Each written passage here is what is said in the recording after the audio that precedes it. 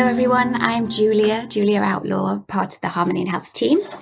And today I'm here with three colleagues, really interesting people to talk about rhythm and its relation to harmony and health. So before we get into that, I'm going to introduce them. And we have Sara Carusi, who's a musician. She plays in a flamenco jazz band. She's also a singer, works with orchestras, and has set up a dance group as well. And she is an Alexander Technique teacher. Welcome, Sara. Thank you.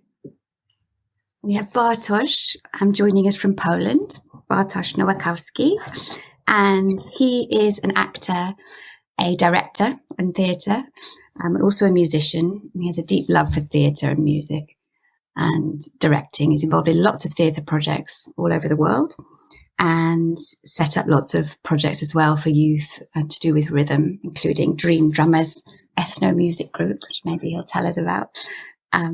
Welcome, Bartosz. Hi, hello. And Hanna Poikinen, welcome. Hanna is a neuroscientist, and she also trained as a dancer. So she brings these two things together in her company, Wise Motion, where she works with movement and meditation, linking neuroscience with movement and helping a lot of brain-related illnesses, and also therapists and other people to use this knowledge in a more holistic way. So much experience here on this call, and I'm really interested to hear all of your thoughts about rhythm. It's a big topic, and as I was just reflecting on it and thinking, what aspects can we cover? What can we talk about? And I'm interested really in how it relates to harmony. And when I think of rhythm, I first think of the percussion section of an orchestra, or drums, or clapping, or maybe dance.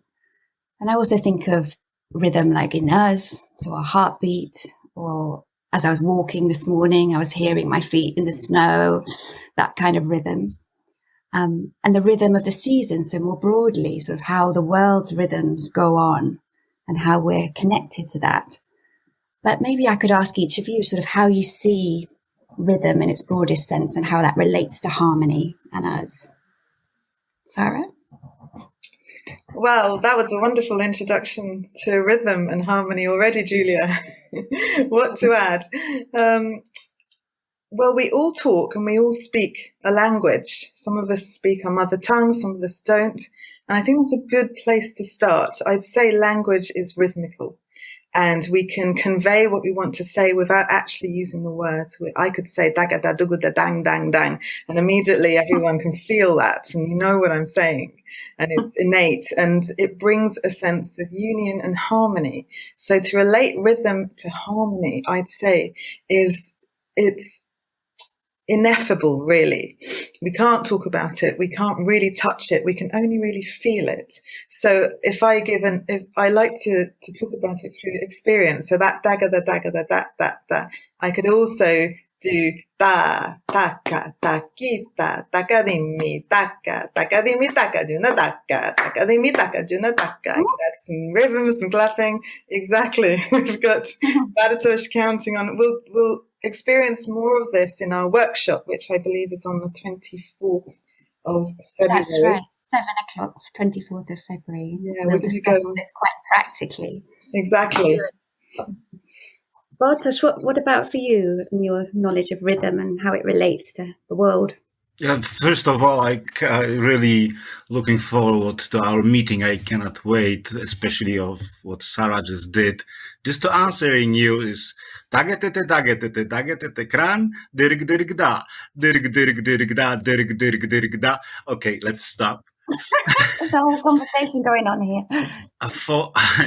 So for me as well, rhythm is a kind of a language we can understand through the barriers of geographic or culture or anything. But for me as well, it's very organic. It's something we are born with. We are start with the heartbeat, and this heartbeat is always in the rhythm going on and bringing things to life. So that's the approaching I have in theater, trying to understand the rhythm in very organic way, not only the dancing way, but how to actors move in the certain ways, looking for the rhythm on stage. But as well, when I work with youth, I'm looking for joy, simply for joy, for being together, playing rhythm together. And it don't have to end at the stage. It don't have to be a music piece for the concert or stage. It's that moment we are all together. That's why I love body percussion. During our meeting, I will show you a short a pattern of body percussion. I hope you will learn it and enjoy, because that's the rhythm in harmony for me. Great. Hannah. Yeah, first of all, thank you, everyone. Absolutely fascinating. And I'm actually here, like, listening to the conversation with a big smile on my face. So I think that's kind of telling the essence of rhythm. It's a way to create connection. So it's a way to create connection in our own bodies, as you, Julia, beautifully described, or I think every one of you mentioned heartbeat and the rhythm of the breath. And also, as a neuroscientist, what I look at is the rhythm in the brain, in the sense of synchronization of different brain regions and so forth. So I think the rhythm, it's a very fundamental and, in a way, primitive way of communication. So if you really start zooming in, you start to find very fundamental rhythms and how they interact together. And then, of course, it's fascinating how rhythm creates connection and how we have this innate tendency to find patterns in sounds and in rhythm, and kind of create our own meaning in the rhythm. Yes. And even talk in a funny language with it. It's so fascinating. Maybe we'll come back to that, how we can relate more to rhythm and how it helps connections and health a bit later. But I'd love to explore maybe Sarah and Bartosz about rhythm in different cultures. You were saying, Bartosz, that you've always got that context on it. And I know kind of rhythms are more popular in certain cultures, or they're used for different things. Or can you tell us about that? It's not the easiest answer. Again, for me, from my perspective, I start the journey with the rhythm from looking in ethnic cultures, roots related, how primal can I get through Africa, through Aborigines in Australia. I was traveling there looking for real things there, which I can use in my work. Then I thought that it's kind of stealing, so it's not fair. So I was looking something deeper in it, and I come up simply with this, that when I was participating and I was playing the rhythms with those people, the only thing we are well, focus was on the beat, on the groove, on being together, like nothing else around exists. Later on, we putting the things in the context. For that, the culture related it's for me quite important. Like Tala, we just spoke the language with Zara. It's so beautiful. It's endless journey through the rhythms through the whole world. We can talk about using a boran in Scottish music. And we can talk about the same drum using in Turkey, but in different style of playing. That's really something for me beautiful, because it's for everybody common thing. Amazing. It's so many layers, it seems, and you have to sort of. For me, it's endless. It's endless, beautiful journey. For example, in New York, I met the guys who are standing on the corner of the street and just beatboxing with the mouth. And I, of course, okay, guys, hello.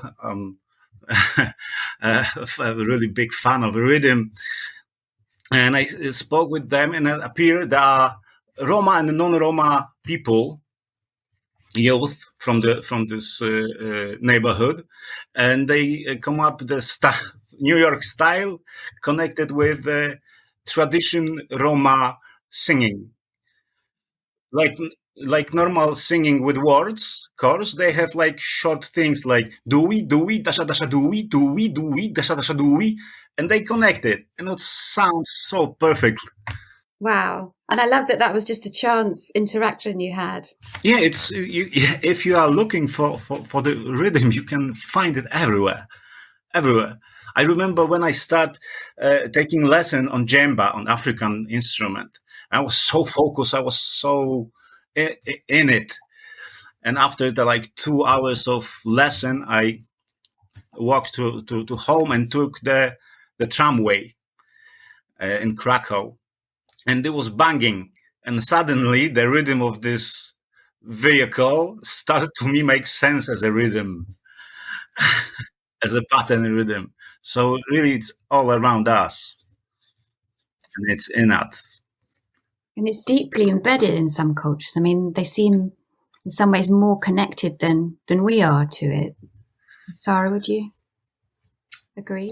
Well, absolutely. My descent, my Persian parents and the family were always beating with their hands, tapping tables, and innate rhythms that have been passed down through lineages, centuries, very much connected to their ancestry. I love the joy that, unfortunately, a podcast, you can't see people's faces, but the joy in Bartosz's face when he does those rhythms, I can't explain it.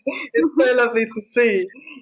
In contrast to what Bartosz was saying, I'll take you to Syria, a country that I'm getting to know very well, because out of a lot of terrible circumstances, we can find some positives. So the Syrian refugees that have come to our country have brought their music with them, and I'm very lucky to have met some from the National Orchestra in Syria, and they're now colleagues of ours, and we play with them, and we've learnt a lot of Syrian rhythms, and they have very strict rules around these rhythms. For example, you've got the Zafa rhythm, which is a joyous rhythm, and it's one that you hear at weddings and celebrations and parties, and it just goes boom daka dak dak boom dak dak boom daka dak dak boom dak dak. You're there already. Everyone's moving. Another wedding, but it's very strict. I've tried to change it and maybe add a little something or turn it upside down, and they're not having it. So there's also, within this organic nature and flowing, there's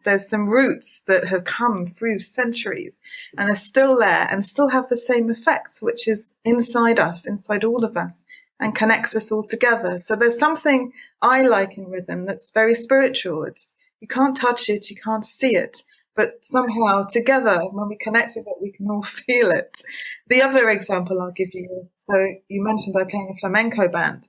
The reason I love flamenco musicians, we have a gaditano in our group who's from Jerez in Andalusia.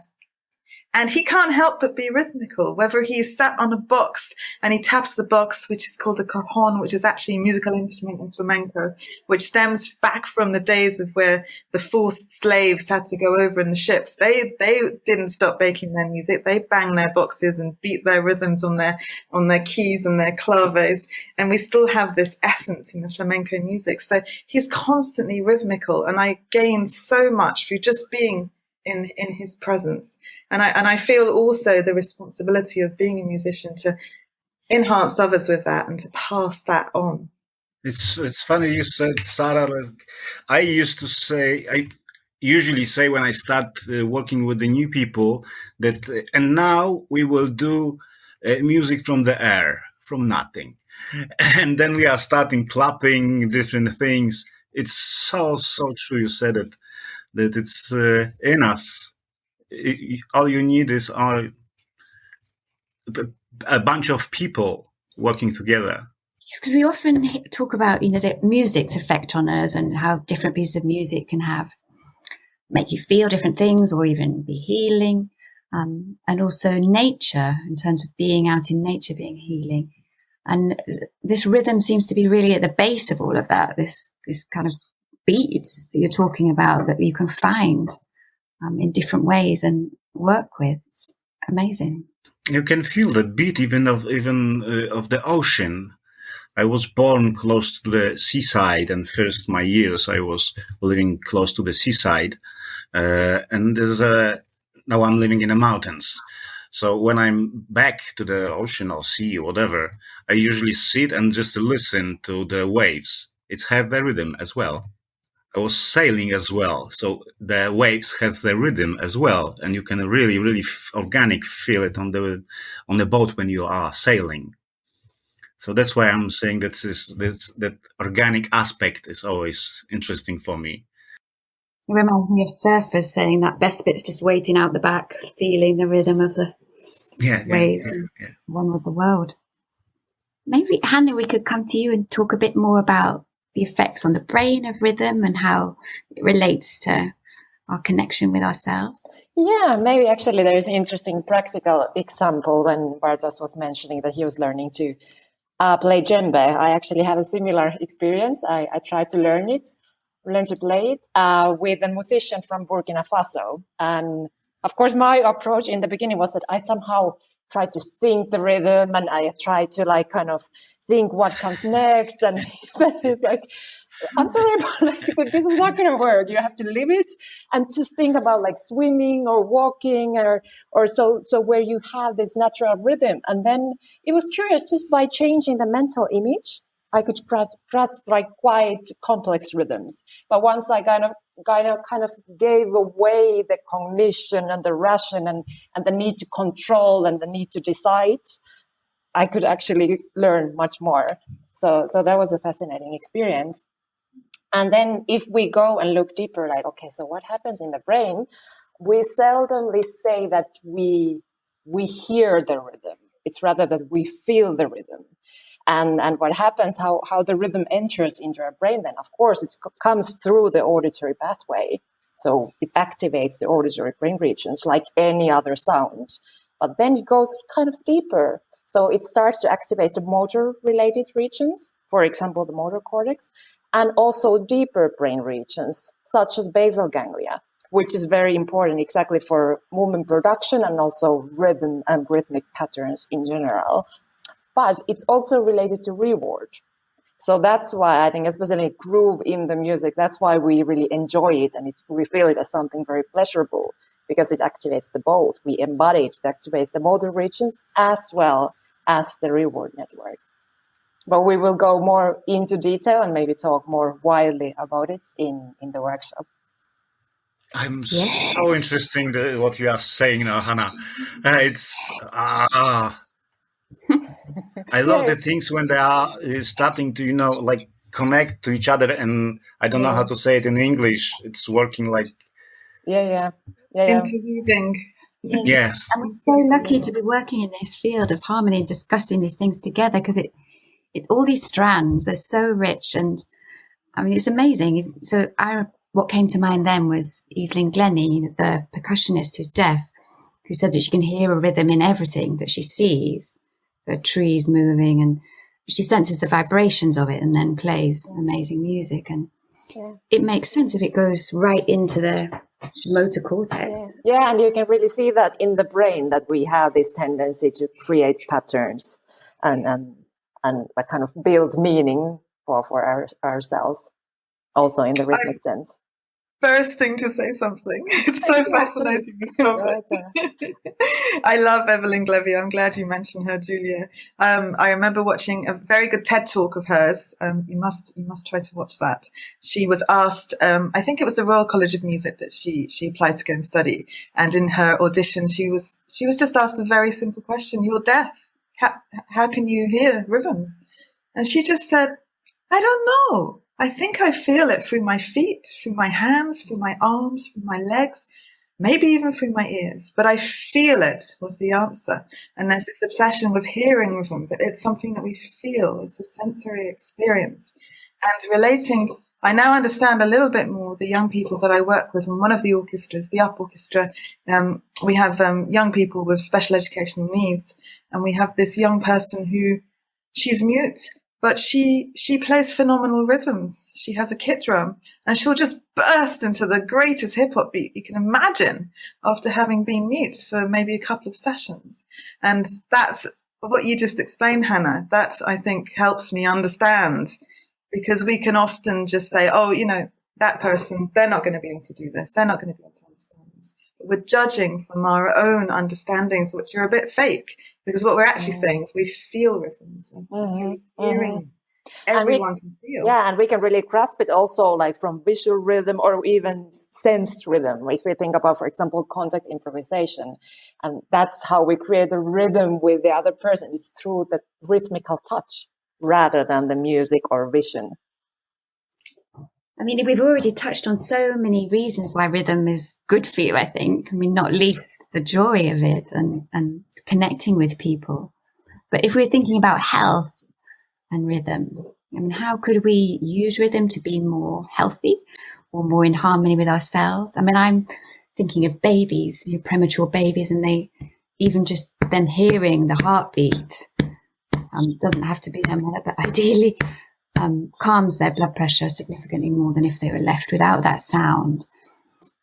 And I'm sure there's many examples like that. But as we get older, how can we be more in touch with rhythm? Big smiles. Yeah, and I think then also like when we get, let's say, when we get out of health, it might be also that we get out of rhythm. So I think that rhythm is something very fundamental. For example, if we think about anxiety or fear, then we get out of this natural breathing pattern and we start to like hold the breath or our heart starts to race. And I think just by connecting to this like really simple basic rhythm, such as the rhythm of walking or perceiving like, okay, how's the rhythm of my breathing? This is like the first step to start restoring the harmony and the health in us. So just noticing our own rhythms. It made me think also about bigger rhythms like around cycles and our menstrual cycle, even those kind of rhythms, being more in touch.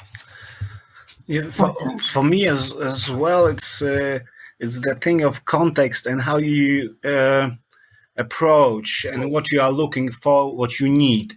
Do you need a kind of calmness and relax environment, or through the rhythm you need to actually move and to look for something which is a little bit more dynamic, and it can be as much or even more joyful.